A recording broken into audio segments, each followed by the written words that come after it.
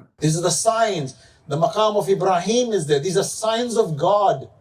And when we go and touch it, oh, you're worshipping God? Every Muslim wants to touch the Kaaba. I was in Medina, and those red-haired creatures, the Salafis who want to whip you because you love Ahlul Bayt. And I'm looking, the majority are Sunni. They're all dying to touch the grave of the Prophet. I'm saying, they haven't been indoctrinated with this so-called idea of the Shias. Why are they all dying? Yeah, because when they get home, they're dying to hug their children, and they're dying to hug their spouses, and they're dying to hug their parents. Isn't that shirk, that you're dying to hug somebody? So this is really weird. Hugging, the act of hugging. See, for something to be shirk, it has to be an exclusive act reserved for Allah. So doing dua, istighatha, supplicating across the curtain of ghaib to imams is shirk. Why? Because this is something we do for Allah only. In the Quran, we're taught to reserve this for Allah. But hugging, does anyone hug Allah? Wal-'iyadhu billah?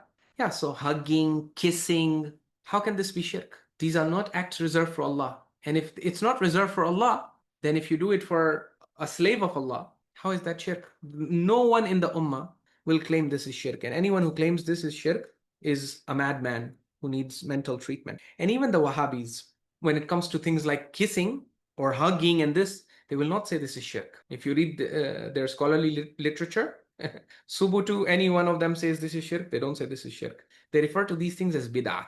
Okay, and bid'ah is different from shirk. Bid'ah means innovation, something that was not done by the Prophet ﷺ, not encouraged by him, not part of his sunnah. They dismiss it as bid'ah.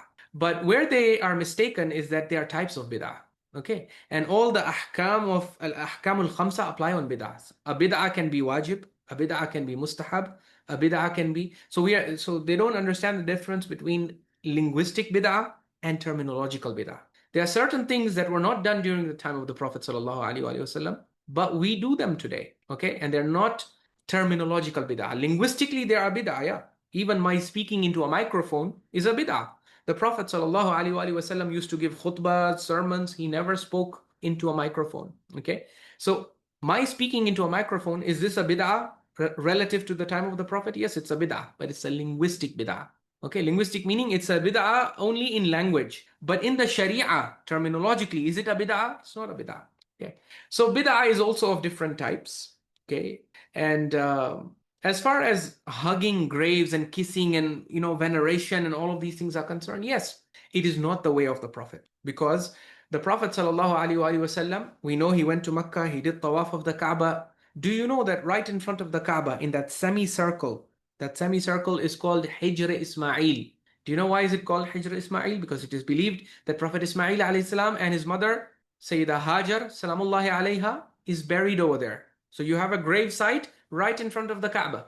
But did the Prophet sallallahu alaihi wasallam, when he visited the Kaaba, did he go and pour himself over that grave? Did he recite ziyarah of that grave? Did he kiss that grave? Did he show veneration? Did he do any such thing? No. His focus the entire time was on tawaf. His zikr was zikr of Allah subhanahu wa ta'ala. And he paid absolutely no attention to that grave. The grave is there. He did not even stop at that grave. It's like it was not there. Prophet paid no attention to it. So what do you learn from this? That the style of the Prophet, the way of the Prophet, the sunnah of the Prophet is not to give undue attention and unnecessary attention to graves. Yes, the Prophet ﷺ used to go to the graveyard of Baqi'. He used to stand there. He used to do istighfar for those who are buried there. So yeah, this is permissible. But if someone is going to a grave site and he's falling over the grave and he's kissing it and he's hugging it, the most we will say is that, yeah, this is not the sunnah of the Prophet. This is not the style and grace and dignity of the Prophet. The Prophet never did this himself. But we don't say this is haram. We don't say this is shirk. Anyone who says this is shirk needs treatment, mental treatment. Okay, because hugging and kissing is not something that's reserved for Allah, so that you should say, oh, you shared something that's exclusively Allah's with the creation of Allah. No one kisses or hugs Allah. And so if someone is kissing and hugging a grave, there is no way you can argue that he's associating with Allah. There is no association. Association can only happen where something is exclusively the right of Allah. Being kissed and hugged is not the exclusive right of Allah. So you can do it to your fellow human beings. You can do it to any object you want to do it to. It is not haram in itself, provided it is within the boundaries of the Sharia. Okay, we always have to add these disclaimers. See, or someone listens to this and then goes and na'udhu billah does this to a non-mahram woman and says, well, you said apart from, that you can do this to anyone. No, within the boundaries of the Sharia, of course. So those people who show undue or excessive veneration to grave sites, we don't accuse them of shirk. We don't accuse them even of doing something haram. The most you can say is, yeah, you're doing something, okay, it's not the way of the Prophet. It's not the min hadi al-Mustafa sallallahu alayhi wa sallam. It's not the style of the Prophet to do these kinds of things on grave sites. If you were to stick to the style of the Prophet and the sunnah of the Prophet, it's much better. We have a sunnah. The Prophet used to visit graveyards, but he would go there, he would stand, he would invoke Allah and supplicate to him, do istighfar for those who are buried over there. He would derive ibra and maw'izah. He would sometimes preach to those around him.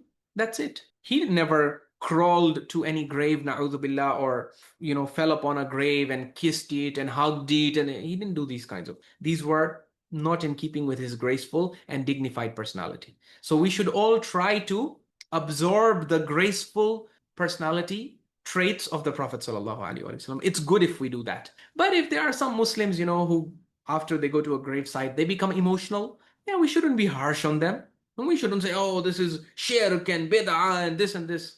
First of all, they might not be doing it religiously. They're just doing it emotionally. So it's not even a bid'ah. If you don't consider it a part of religion, it's not even a bid'ah. It's just maybe an excessive reaction, which may be justified in certain circumstances. Let's say a person is visiting the first time, they get excited, they do it. It's not a big deal. Okay. So yes, we do accept and agree that Wahhabis and Salafis, sometimes they take things too far, right? But on the other hand, okay, some of the stuff that happens around grave sites is also very questionable and is also not in keeping with the teachings of the Prophet sallallahu alaihi wasallam. So those things should be avoided.